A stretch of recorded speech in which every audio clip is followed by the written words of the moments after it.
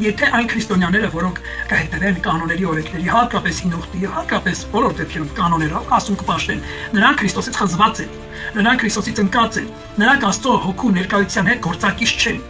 Նրանք շատ արդար են, նրանք շատ բան գիտեն, նրանք շատ խոսքը ճիշտ են ընկալում, խոսքով են շարժում եւ այդ խոսքով մարդկանց սեր են քաշում եւ փրկություն են նիկում։ Եվ սպանում են նրանց Աստծո խոսքով։ Ոչ թե կյանք են տալի, այլ սպանում են։ Եվ խորհուրդ են տալի ուղղակի Աստծո սիրով հին ուխտից ոչ մի կանոն մի վերցրեք։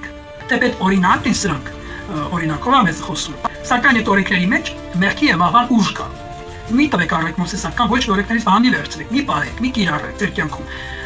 Ավետարան ազատությունը, սրտի օժարությունը վերաբերմունք է պահանջում մարդուց, ոչ թե կանոն։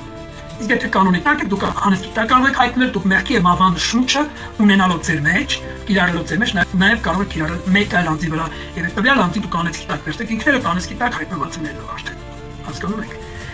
Երեք կամ